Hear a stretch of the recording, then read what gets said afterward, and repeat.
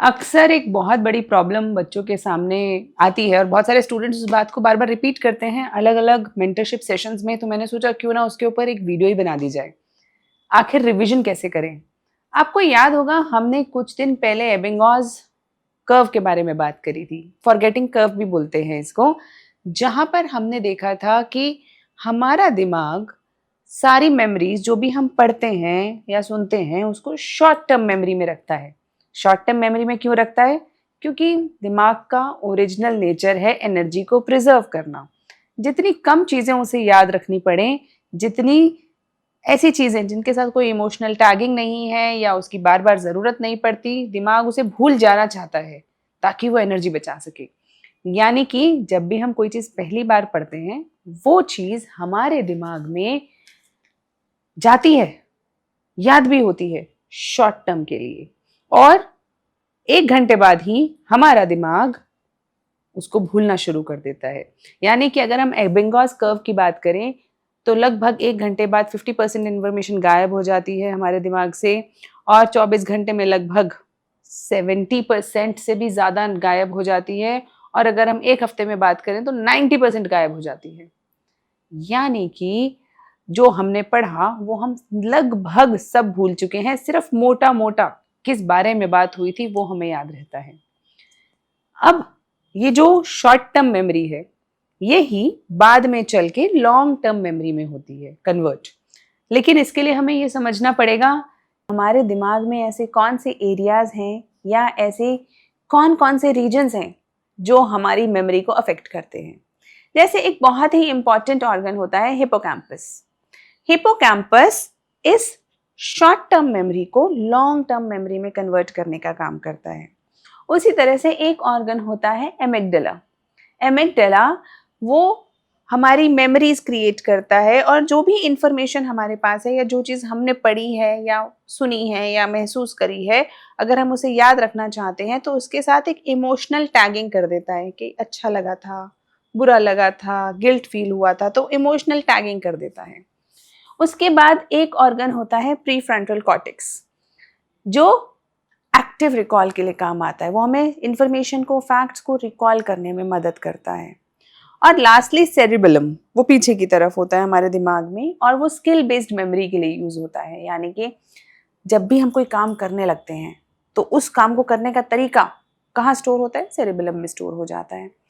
अब ये तो थी साइंस, हो सकता है थोड़ा हैवी हो गई हो, लेकिन ये डिफरेंट ऑर्गन्स हैं जो हमारी मेमोरी में काम आते हैं। इसमें जो हिपोकैम्पस है वो हमारे काम का है, खासकर कि जब हम रिवीजन की बात कर रहे हैं, रिवीजन से इंफॉर्मेशन को रिटेन और याद रखने की बात कर रहे हैं। तो हिपोकैम्पस से कैसे पता चला हमें कि हिपोकैम्पस शॉर्ट टर्म से लॉन्ग टर्म मेमोरी में ले जाने वाला अपरेटस है? क्योंकि साइंटिस्ट ने, न्यूरोबायोलॉजिस्ट ने इसके ऊपर बहुत सारी रिसर्च करी है, और उन्होंने, जैसे एक पेशेंट है, पेशेंट एचएम का केस माना जाता है उसे, जब उन्होंने पता किया कि उस व्यक्ति के हिपोकैम्पस में इंजरी हुई और उसके बाद वो व्यक्ति लॉन्ग टर्म तक कुछ याद नहीं रख पाया, तो इन सब केसेस के बेसिस पे ये निकाला गया कि hippocampus is the one which helps us retain the information for a long time. यानी वो हमारे दिमाग का सेव बटन है। जैसे हम कुछ काम कर रहे होते हैं कंप्यूटर पे, और अगर हमने सेव बटन नहीं दबाया तो वो टेम्परेरी फाइल उड़ जाती है, तो उसको सेव रखने के लिए we must click that save. This means the information must be converted to long term memory by hippocampus. अब इसको करने के क्या तरीके हैं? इसको करने के तरीके हमारे पास 2 हैं मेजरली। एक है स्पेस्ड रिविजन्स, दूसरा है एक्टिव रिकॉल। स्पेस्ड रिविजन्स मतलब आपने कोई इंफॉर्मेशन पढ़ी, आपने एक चैप्टर पढ़ा, एक बुक पढ़ी, वो पढ़ी, और पढ़ने के बाद आपने उसको रेगुलर इंटरवल पे दोबारा से एक बार पढ़ना है, देखना है, उसको एक बार पलट के देखना है। इस तरीके को हम क्या कहते हैं? Spaced revisions. जैसे कि अगर आपने डे 1 पे कुछ पढ़ा है तो डे 3 पे पक्का एक बार देख लीजिए उसे, फिर डे 7 पे देख लीजिए, फिर डे 14 पे देख लीजिए, फिर 1 महीने के भीतर भीतर एक बार दोबारा देख लीजिए, और 3 महीने में एक बार देख लीजिए। It is like walking through a forest. जब हम जंगल में जाते हैं तो रास्ता थोड़े ना होता है, कोई रास्ता नहीं होता। आप चलते हो तो बड़ी बड़ी घास होती है, आप उनको बिछाते चलते हो, मतलब उनको नीचे करते चलते हो और पहली बार जब जाते हो तो वो घास फिर उठ जाती है, लेकिन जब आप दोबारा उसी रास्ते पे चलते हो, दोबारा उस रास्ते पे चलते हो, तो धीरे धीरे आप देखोगे कि वो पेड़ ही उस रास्ते से हट जाते हैं, वो घास ही उस रास्ते से हट जाती है और वहां पे एक लकीर बन जाती है, एक रास्ता बन जाता है। Same is the thing with our spaced revisions. जब हम बार बार उस चीज को रिकॉल करते हैं, बार बार उस चीज को पढ़ते हैं, देखते हैं, तो वो रास्ता बन जाता है, वो हमारे जो नोड्स हैं, वो जो पाथवे है हमारे दिमाग में उस इंफॉर्मेशन का, वो स्ट्रांग हो जाता है।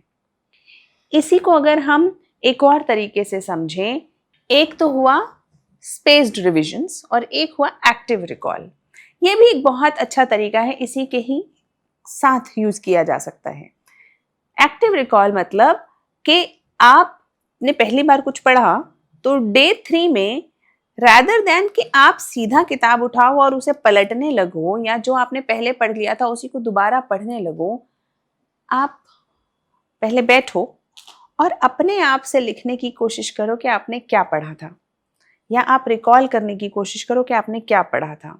इसके लिए आप PYQs का सहारा ले सकते हो, सैम्पल क्वेश्चंस का सहारा ले सकते हो, क्विजेस का सहारा ले सकते हो। There are n ways to do this. So flash cards कई लोग यूज करते हैं। So idea is to recall yourself. जब आपके दिमाग को आप फोर्स करते हो किसी इंफॉर्मेशन को रिकॉल करने के लिए, तो दिमाग को समझ में आ जाता है कि ये इंफॉर्मेशन इंपॉर्टेंट हो सकती है।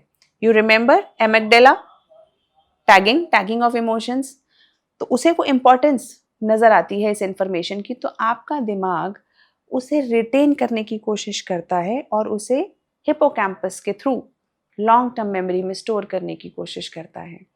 तो एक्टिव रिकॉल से बहुत जल्दी चीज़ें याद होती हैं। जैसे मैं अक्सर अपनी क्लास में बच्चों को बोलती हूँ कि आपने अगर कोई चीज़ पढ़ ली है, पढ़ लिया, बहुत बढ़िया, अब कॉपी को बंद करो और उसे लिख के देखो अपने आप, और 1-2-3 दिन बाद उसे दोबारा से लिख के देखो अपने आप कि आपको कितना याद है। जब आपका दिमाग उसे वापस लाता है, बहुत आसान हो जाती है रिवीजन। यानी कि ये कोई नई बात नहीं है, मैं आपको बताऊं। हमें ऐसा कई बार लगता है कि साइंस ने कोई बहुत नई बात हमें बताई है, ऐसी बात जो हम पहले नहीं करते थे या जानते थे। हमारे एंशिएंट वैदिक विजडम के अंदर आपने श्रुति और स्मृति, ये सारे शब्द सुने होंगे। श्रुति क्या है? श्रुति इज आप बार बार सुन के चीजों को याद करना, बार बार स्पेस्ड रिविजन्स। एंड स्मृति, रिटेंशन की कैपेबिलिटी, उसके लिए बार बार उसको बोलना या फिर उसको एक्टिव रिकॉल करना। और ऑडियो विजुअल एड्स की मदद से जब आप उसको करते हैं, यानी आप किसी चीज को लिख भी रहे हैं, सुन भी रहे हैं, जो क्लास में होता है अक्सर, क्लासरूम में क्या होता है, क्यों चीजें याद हो जाती हैं अक्सर? क्योंकि टीचर बोलता है, लिखता है, तो आप देख भी रहे हो, सुन भी रहे हो, और फिर आप अपनी नोटबुक में लिखते हो तो लिख भी रहे हो। तो मल्टीपल एजेंसीज के साथ जब आप किसी चीज को पढ़ते हो या याद करते हो तो वो ज्यादा बेहतर तरीके से याद हो जाती है। उसी को हम अगर एंशिएंट वे में समझें तो वैदिक चैंटिंग। और खास करके इनके साथ साथ एक चौथी चीज और होती है, डाइट और स्लीप। इस पे कभी हम दोबारा बात करेंगे कि डाइट और स्लीप क्या कितनी ज़रूरी हैं हमारी ब्रेन पावर के लिए, मेमोरी रिटेंशन के लिए और स्टडीज़ के लिए। लेकिन आज के लिए ये 2 methods, spaced revisions and active recall. इसके अलावा कुछ और टेक्निक्स भी हैं, स्पेसिफिक टेक्निक्स हैं हमारी रिवीजन की, जैसे निमोनिक्स क्रिएट करना, फैनमैन टेक्निक।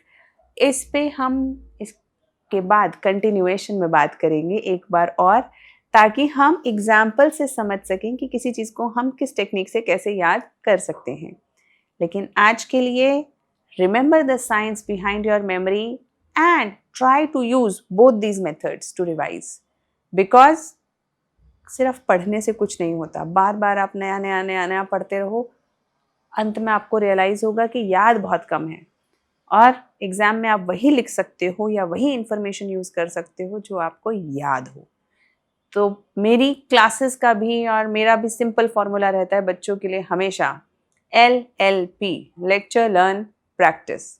सुनो, लेक्चर को अटेंड कर लिया आपने, पढ़ लिया मतलब कोई चीज़, उसके बाद लर्न, याद करो, and then you practice. So I hope you all will revise.